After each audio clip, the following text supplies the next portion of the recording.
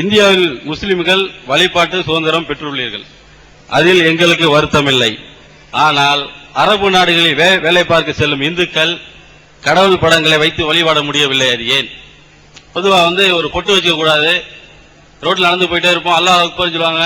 அப்ப ரோட்ல போகும்போது நான் எங்கே போய் ஒளிகிறது? எந்த நாட்டுக்கு போனாலும் எந்த மதத்துக்காரரும் அவர்கள் படங்களை வைத்து வழிபாட உரிமை உள்ளது. ஆனால் அரபு நாடுகளில் மட்டும் அது ஏன் முடியவில்லை? அதான் கேள்வி. ரொம்ப அழகான கேள்விங்க. இப்ப நம்ம இந்தியாவில் முஸ்லிம்கள் பள்ளிவாசல் வச்சுக்கிடலாம், கிறிஸ்தவர்கள் சர்ச்சை எழுப்பிக்கிடலாம், இந்துக்கள் கோயில் கட்டிக்கிடலாம், சீக்கியர்கள் அவங்களுடைய குருத்வாராக்களை எழுப்பிக்கிடலாம், இதுக்கெல்லாம் அனுமதி இருக்குது. அரபு நாட்டுக்கு போனோம்னு சொன்னா அங்க இந்துக்கள் போனோம்னா அவங்க வழிபடுறதுக்கு அனுமதி இல்லை அப்படிங்கிற மாதிரி ஒரு கேள்வி கேட்கிறாங்க. அது உண்மை. இந்தியாவில் இருக்கக்கூடிய இந்த தன்மை அரபு நாட்டில் இல்லைங்கிறது 100% உண்மை. அதுல ஒரு விஷயத்தை நீங்க விளங்கிக் கொள்ளணும். இந்தியாவில் இருக்கக்கூடிய முஸ்லிம்கள் இந்தியாவை தாய் நாடா கொண்டவர்கள், இந்தியாவில் இருக்கக்கூடிய கிறிஸ்தவர்கள் இந்தியாவை தாய் நாடா இங்கே பிறந்தவங்க, இந்த மண்ணுக்கு சொந்தக்காரங்க. இந்துக்கள் அப்படித்தான். இந்த நாட்டில் உள்ள மக்களாகிய நமக்கு இந்த நாடு நமக்கு அந்த உரிமையை தந்திருக்கு. சவுதி அரேபியா பொறுத்த வரைக்கும் அவன் ஒரு பார்வை வச்சுக்கிறான். என்ன பார்வைன்னு கேட்டா, அந்த நாட்டுக்காரனுக்கு உள்ள உரிமையை வேற நாட்டுக்காரனுக்கு தரமாட்டான். இங்கே நம்ம இந்து போனோம்னு சொன்னா அந்த தாய் நாட்டு பிரஜையா ஒரு இந்துவும் இல்ல, நல்லா விளங்கிக்கணும். அந்த நாட்டுக்காரன் என்ன வச்சிருக்கிறான்னு கேட்டா, இந்து முஸ்லீம் அடிப்படையில் அதை செய்யறான்னு நீங்க நினைச்சிட்டு இருக்கீங்க. அப்படி இல்ல. அதுக்கு சில ஆதாரங்கள் உங்களுக்கு சொல்லுவேன். அவன் என்ன பண்றான்னு கேட்டா, அவன் ஒரு தேசம்னு வச்சுக்கிட்டான், அந்த தேசத்திற்கு என்று சில சட்டங்களை வச்சுக்கிட்டான்.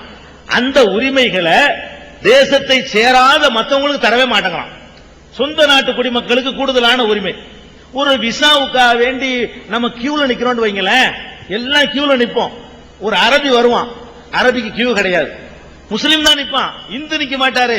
இந்தியாவில இருந்து போன நான் நிப்பேன், பாகிஸ்தான்ல இருந்து போன ஒரு அப்துல் காதர் நிப்பாரு, எல்லாம் நின்றுட்டு இருப்போம். ராமசாமி நிப்பாரு. அந்த அரபி விரும்பு வருவான், அவன் மாட்டுக்குள்ள போயிட்டு இருப்பான், கியூல நிக்க மாட்டான். அவனை கூப்பிட்டு ஒன்னே சீல் வச்சு ஒன்னு அனுப்பி விட்டுருவாங்க. தேசியம் அவன் குடிமகன், நம்ம எல்லாம் பிழைக்க போனவன். நம்ம எல்லாம் யாருன்னு கேட்ட அவன் பார்வையில பிழைப்பு தேடி போனவர்கள், அவர்கள் சொந்த நாட்டு குடிமக்கள்.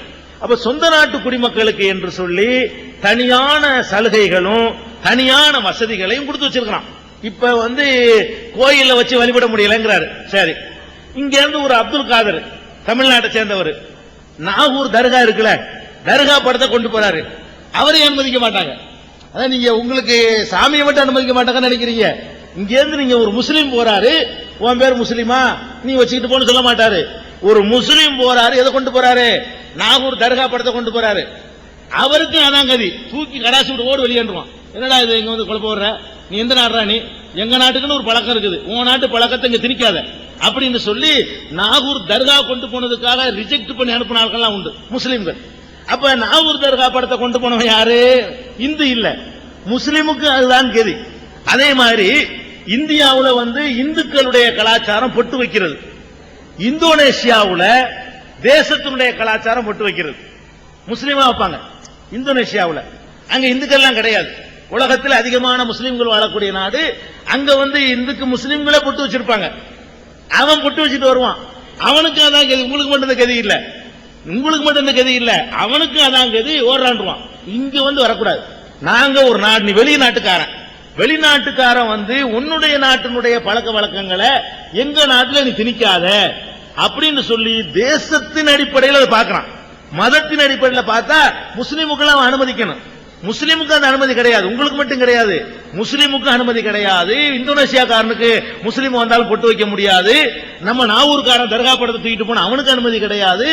அவன் என்ன நினைக்கிறான், நீ எல்லாம் வெளிநாட்டுக்காரன், நான் உள்நாட்டுக்காரன், நீ ஓ நாட்டில இருந்து தொழிலுக்கு வந்திருக்க, பொழைக்க வந்திருக்க, பொழைச்சுக்கிட்டு போ, இருந்தா விரும்பினா எடுத்து போய்கிட்டே இரு, அதிக சம்பளம் கிடைக்குன்னு வர்றியா, இதுதான் பாலிசி அவனுக்கு.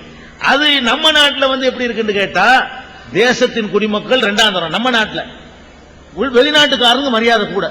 ஒரு பாஸ்போர்ட் அலுவலகத்தில் நிக்கிறோம் வைங்களேன், ஃபாரினர்ஸ் வாங்க வாங்கம்மா, நம்ம நிப்போம் கியூல. ஃபாரினர்ஸுக்கு அதிகமான மரியாதை. நீதிமன்றத்தில் அவனுக்கு தனி சீட்டு கொடுப்பாங்க. நம்ம நாட்டில் பேங்குக்கு போங்களேன், ஃபாரினர்ஸ் நினைச்சுட்டு வர வைப்பாங்க. உள்நாட்டுக்காரன் தேசத்துடைய எஜமான என்ன செய்வான், கை கட்டி நிப்பான். வெளிநாட்டுக்காரனுக்கு தான் போலீஸ்ல இருந்து கோர்ட்ல இருந்து எல்லா துறைகள்லையும், ஏர்போர்ட்ல நம்ம வருவோம் குடைஞ்சு 10 வருஷம் உழைச்சிட்டு வந்தா பெட்டியை உடைச்சு கிடச்சி சேலை ஜாக்கெட் எல்லாம் உருவி எடுத்துருவான். இங்க ஏர்போர்ட்ல ஒரு ஃபாரினர்ஸ் வர்றான்னு வைங்களேன், கிரீன் சேர்ல உடையாந்துட்டு இருப்பான். அப்ப இவன் இப்படி நடக்கிறான். அவன் என்ன பண்றான்? சொந்த நாட்டுக்காரனுக்கு சலுகை, ஃபாரினர்ஸுக்கு சலுகை இல்லை. அவன் தான் சரியான தேசபக்தர் ஒரு வகையில பார்த்தான். தேசத்துக்காரனுக்கு அதிக மரியாதை கொடுக்கறான் பாருங்களேன். நம்ம நாட்டில் தேச குடிமக்களுக்கு அப்படித்தான் எடுத்துக்கணுமே தவிர, சவுதி அரேபியாக்காரன் மதத்தின் அடிப்படையில் பிரிக்கிறான். முஸ்லீமுக்கும் அந்த கதி தான். உங்க கதி தான். இங்க இருந்து பிழப்பு தேடி முஸ்லீம் இருக்கிறாரு, அவருக்கு அந்த கதி தான். அவரும் அடிமை தான் அந்த நாட்டில். அதான் அங்க உள்ள விஷயம். நம்ம அதை முன்மாதிரி எடுத்துக்கிற வேண்டியதில்லை.